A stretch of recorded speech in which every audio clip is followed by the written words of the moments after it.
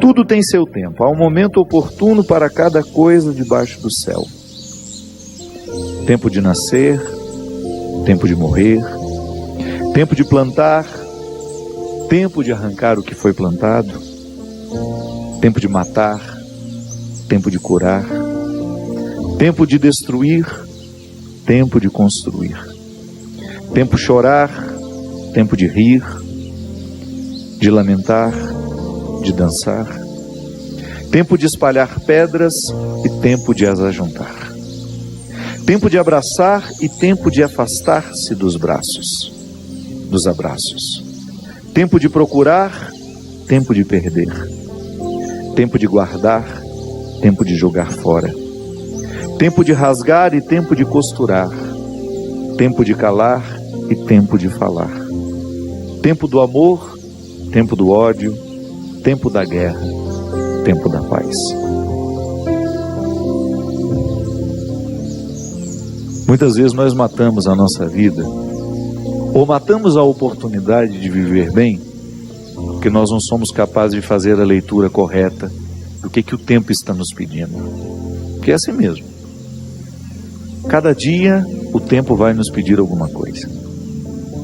E é esse olhar atento que vai dando a gente essa condição, essa clareza de perceber o que de fato hoje grita pelo meu nome.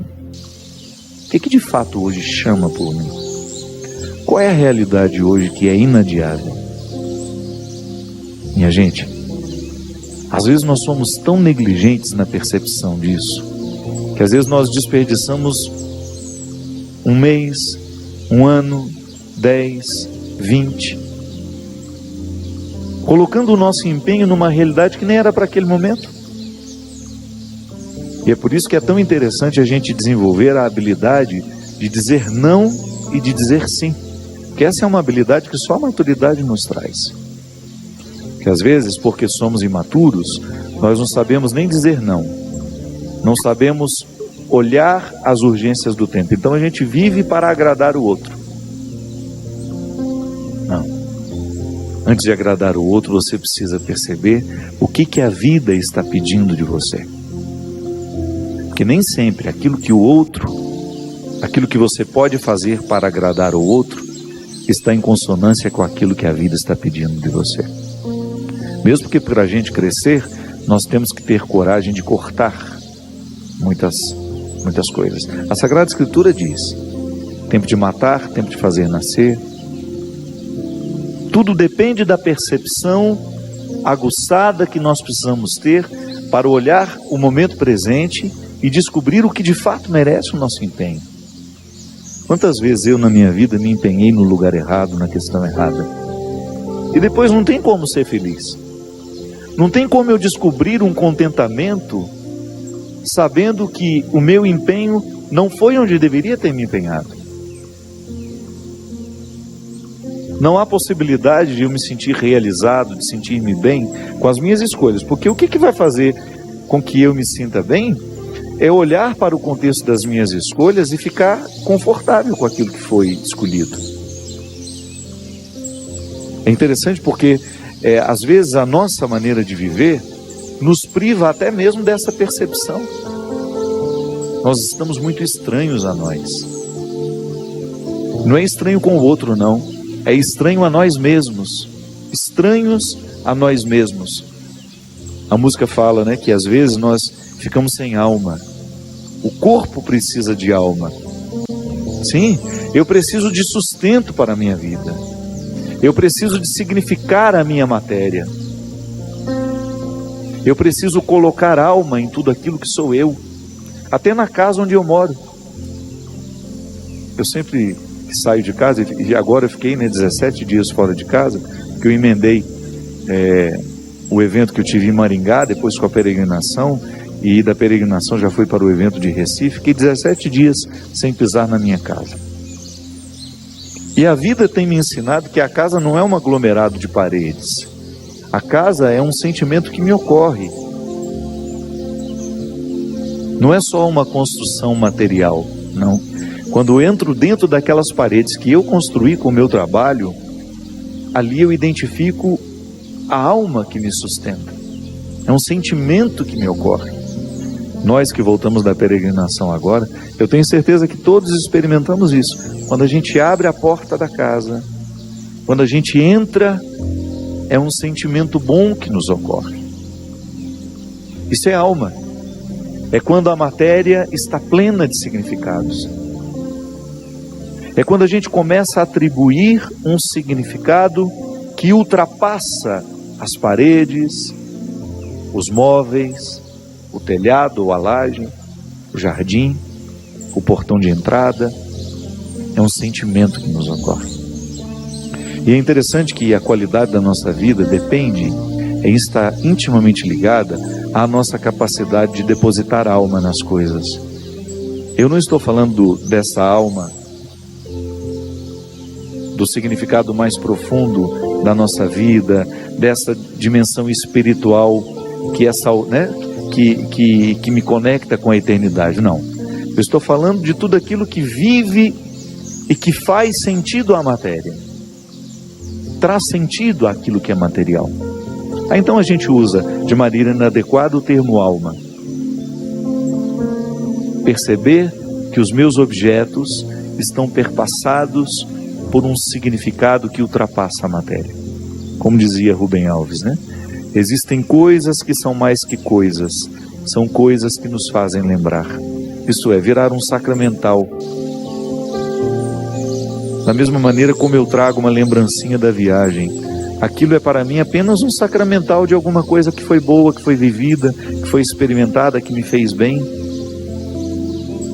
Mas agora, na minha oportunidade de colocar alma neste corpo, nessa oportunidade única que eu tenho de viver diariamente bem a minha vida e assim inflar ar em tudo isso, da mesma maneira como eu percebo essa outra alma das coisas, da minha casa quando chego, de um sentimento que me ocorre, o viver bem, me trazendo a consciência de que hoje, quando eu observo as urgências da minha vida e me empenho nessas urgências, eu estou colocando alma no meu corpo. Ah, padre, essa visão separatista não combina com a teologia cristã. Eu sei, isso é só didática. Essa separação é apenas didática. Funciona tudo junto, corpo e alma estão, embora sejam realidades distintas, funcionam juntas. É unidade. Nós proclamamos a unidade de tudo isso.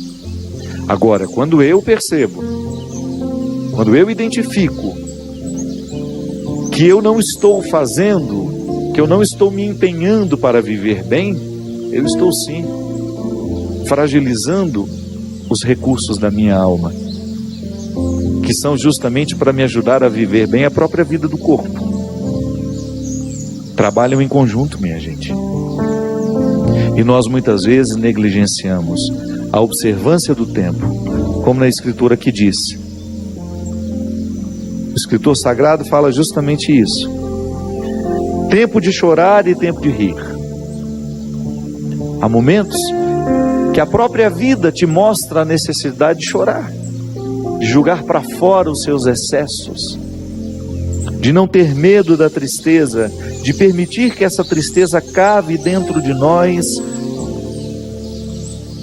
as suas riquezas e que nos ajude a encontrar a pedra preciosa que só o sofrimento poderia nos levar a conhecer. Depois vem o riso. O riso não nasce por acaso. A gente já cantava aquela música também, né? Ando devagar porque já tive pressa e trago esse sorriso porque já chorei demais. O sorriso é o resultado da lágrima bem chorada. O sorriso é o resultado final de um processo de luta que nós estabelecemos, de observar dia a dia qual é o empenho que aquele dia me pede, o que hoje eu preciso fazer para ter o direito do sorriso amanhã. E é bom, você sabe por quê? Porque à medida em que nós estamos passando o perrengue, sabendo que ele será construtivo, já nascem pequenos sorrisos ao longo desse processo. Quando a gente fala de um sorriso final, é apenas a metáfora de um processo bem feito, bem vivido. Tempo de abraçar, tempo de se afastar. Quanto sofrimento, né? Em perceber o distanciamento como necessário ao crescimento do outro. É aquele filho que vai embora para estudar Não dá para reter filhos. Por isso que é tempo de abraçar, é tempo de cuidar, é tempo de estar junto. E vai chegar um momento em que esse afastamento será necessário para o próprio curso da vida. Depois volta. Mas num primeiro momento a gente precisa do distanciamento. É a urgência do dia. Chegou a época, é preciso estudar, é preciso buscar um futuro fora daqui. Minha gente, quando nós observamos o movimento do tempo e as suas urgências, a gente entra dentro do contexto de uma sabedoria irrenunciável à nossa realização humana. Tempo de rasgar, tempo de costurar. Se a gente não tem coragem, muitas vezes, de rasgar algumas realidades, depois jamais conseguiremos viver a libertação dela. Hoje eu até escrevi sobre isso. Muitas vezes nós lamentamos perder, e quando na verdade a gente vai observar aquilo que a gente perdeu, não foi perda, foi libertação. Quantos relacionamentos precisam ser rasgados para que depois eles sejam costurados do jeito certo? Fazer cair por terra todas as ilusões que nós temos do outro, ou todas as pretensões que nós julgamos em cima do outro. Não, o outro não tem que corresponder às minhas expectativas. O outro tem de ser ele. E se por acaso houve uma empatia comigo, ali construímos uma relação de amizade, se não, uma relação de respeito só. Mas é preciso rasgar. Nós precisamos viver o enfrentamento. O enfrentamento que depois vai provocar uma libertação em nós. Enfim, a vida sempre vai nos pedir uma observação. A vida sempre vai pedir de nós calma, paciência, porque com pressa nós passamos por cima de todas essas necessidades e não somos capazes de reconhecê-las. Você já parou para pensar nisso? Que às vezes a vida não está dando certo, é porque você nem sabe exatamente o que você está precisando. Às vezes nós ficamos tão aflitos, tão angustiados, e não sabemos por quê. Faltou chegar ao ponto-chave. Faltou descobrir o ponto nevrálgico ali, onde de fato está iniciando o conflito. Paciência, né? A gente não tem paciência nem para descobrir o que está nos angustiando. É a nossa pressa, é a vida estranha que nós vamos vivendo.